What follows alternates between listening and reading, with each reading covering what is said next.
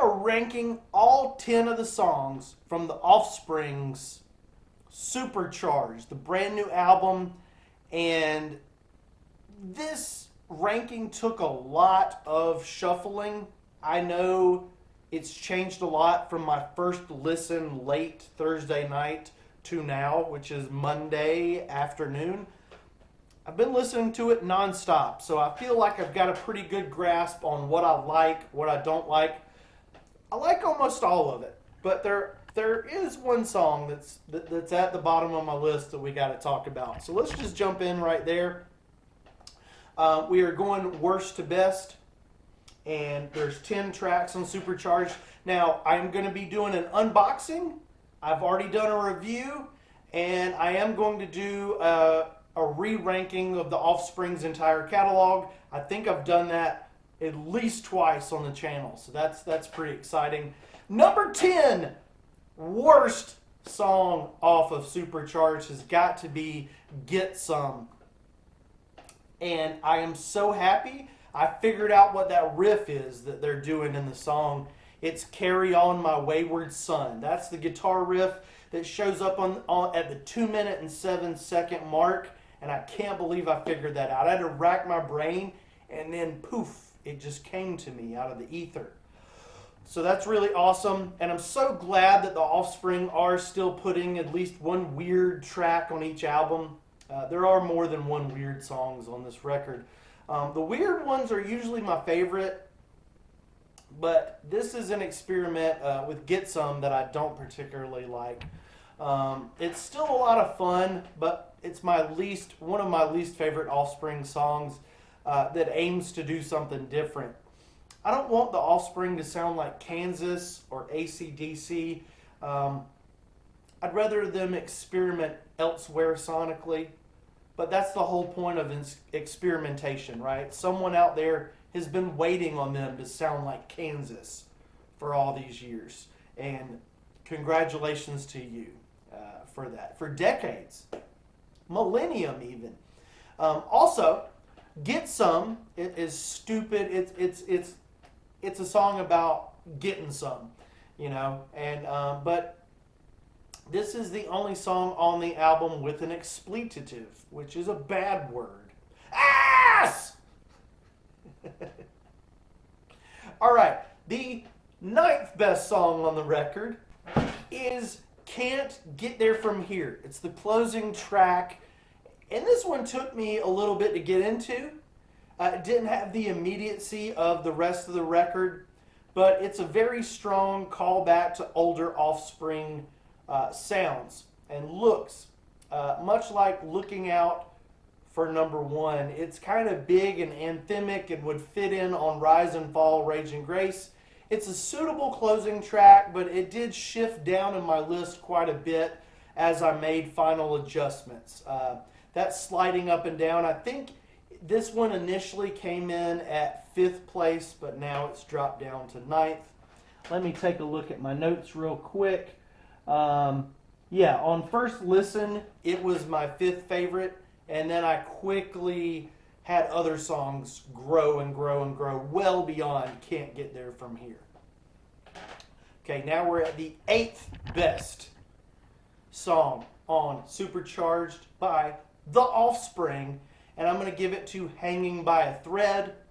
It's got a strident, really strong, beefy sound and haunting screams by Dexter that are so strong over an instrumental that is so much more complex than Offspring haters would care to admit that it is. Noodles is noodling some of his best classic rock and punk mixture.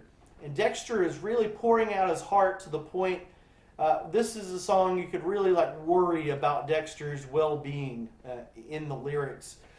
It makes you literally worry about his mental health, at least at the time when he was writing the song. And it also makes me feel a little better about my own mental health, and I think that's the point. It's a really warm blanket of a song, or a cold blanket of a song, because like a cold refrigerator, because I really like it cold. So it's a rockin' tune, but it is kind of at the bottom of the barrel for me. There's some really, really interesting screams in the background coming from Dexter all over the mix, and there's definitely a lot of recording and production detail that gives Hanging by a Thread, even though I'm not crazy about it. It's got a lot of depth, it's got a lot of character, and I think a lot of people are going to like Hanging by a Thread. A lot of people are going to relate to it. Now, seventh best track is Come to Brazil. And this one really climbed my ranks a lot. I thought this one was goofy, stupid, silly at first. But it's got great lyrics. It's got heavy noodleage, and the entire band is just rip-roaring through the track with a fiery precision that you can't find in too many bands' catalogs at all, in any songs. The fact that the band give props to their fans in such a humorous way is just glorious.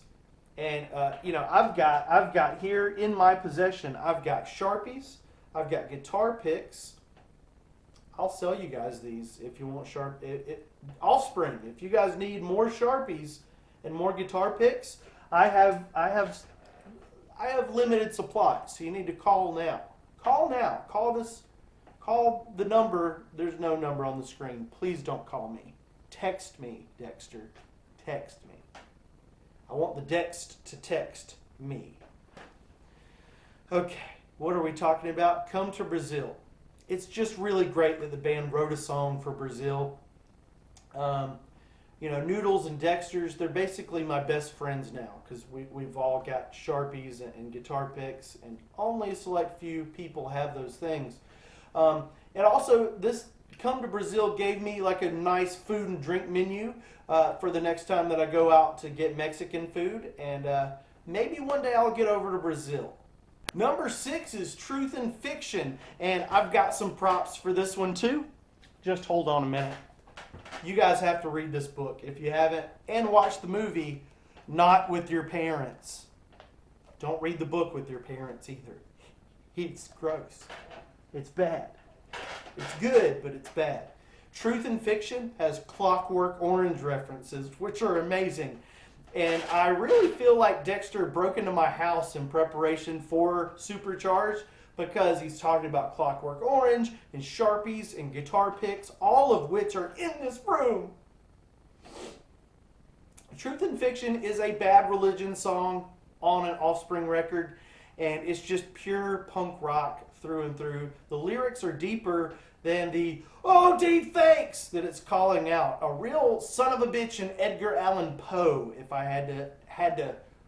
I do have to, because I'm doing this video, right? It's a son of a bitch in Edgar Allan Poe, if you know what I'm saying.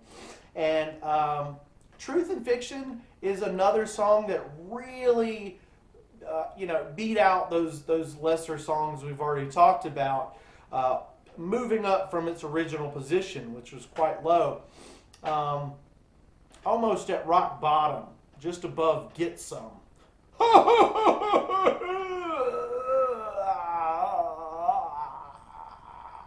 When I start to put this record on, I got a good feeling right from the beginning. But we're at the number 1 spot, and looking out for number 1, initially it didn't feel like the strongest opener for an album. But I know it's a huge part of Offspring lore to have the weird spoken word bits, but they just don't do it for me. If these weird spoken bits were by Blackball, maybe I'd be a little bit more likely to enjoy it, but he wasn't credited for it, and I think it's just Dexter Holland doing all the weird altered vocals throughout the record. But Looking Out for number 1 is a great song. It's really moved up like a lot of these songs have. And I love the move it up or move it out section with the very interesting sucking sound when he calls out the suckers. And it shows that Dexter really cares about the details. 40 years into the Offspring's career. This song is kind of a combination of Hit That and You're Gonna Go Far Kid, but it doesn't feel like a tired retread of past Offspring hits. It just has some familiar rhyme schemes in the chorus from Far Kid. So definitely growing on my list, becoming my 5th favorite. And again, the highlight of looking out for number 1 is Dexter Holland's really kind of interesting vocal performances on some of the words. Keep an ear out for those. And the sucking sounds are just the Gordon Ramsay's kiss.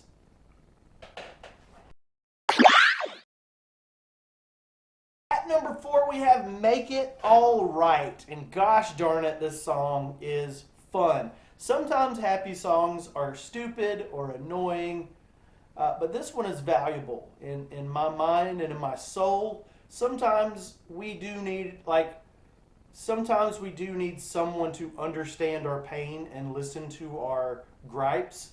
But sometimes we need a sarcastic or goofy sprite of a woman just to punch us in the arm and say, "Shut up, Chris. Suck it up. You're gonna get through this. It's gonna be okay, loser. Just suck it up."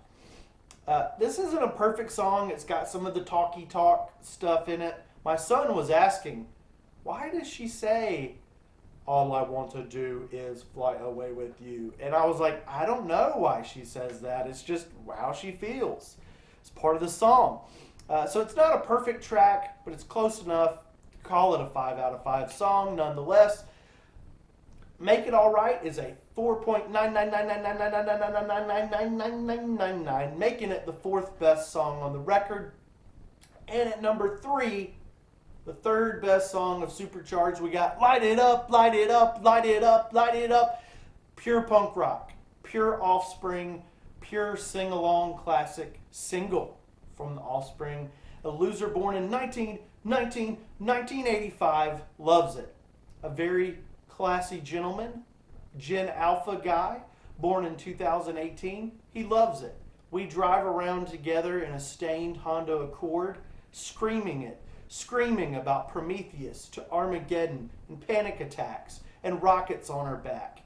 And we're both sick of being nice, and we're both ready for a fight, and you cannot take us on.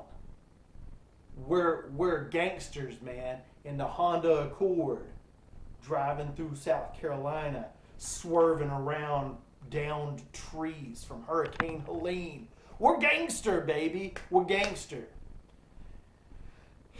He might be 54 pounds and like 3'9". He's more gangster than I am. He has hair. Looking out for number 2. Number 2, best song. Man, this chair's squeaky. The bright lights have always blinded me. I am not afraid to keep on living. That's not the Offspring.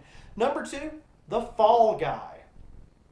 Now we're at the top 2 songs of Supercharged, and Fall Guy definitely number 2. It has hints of various points of the Offspring catalog, maybe Americana, Rise and Fall in particular, but very much a brand new anthemic 2024 Offspring rock song. I relate to this one a lot, which continues the running theme of Supercharged about being pushed around, controlled, bullied, and ignored. It's kind of a dark album lyrically, which works with the insanely heavy yet up-tempo riffage going on behind the scenes. These fun, heavy riffs with dark, heavy words. I really love when rock and roll does that. Never Be You with All My Might kind of has a double meaning that sticks so sharply. You better bring your Sharpie, your Sharpay, your Sharpie, your poodles, noodles. Poodle! I went to a zoo once, and they only had one animal. It was a Shih Tzu. Okay. But this is the last time because we've ranked all the 10 songs except for one. We've got number 1, and it's okay, but this is the last time. That's the name of the song. And that just, it looks very clunky on paper. It looks clunky on the back of the album. But this one just got a brand new lyric video. which is very well done. I usually get annoyed by lyric videos, but this one's really great. And again, it's about Dexter being pushed around. Again, this time he's got alcohol being poured down his throat. He's being forced to cook two separate meals for him and this person.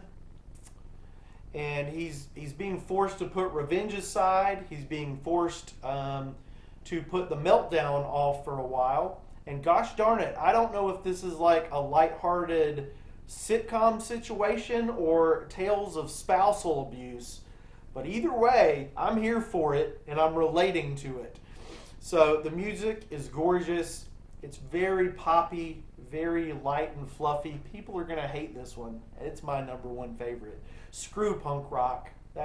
Punk rock is stupid. I am so excited for the Offspring and their future. And their future is now.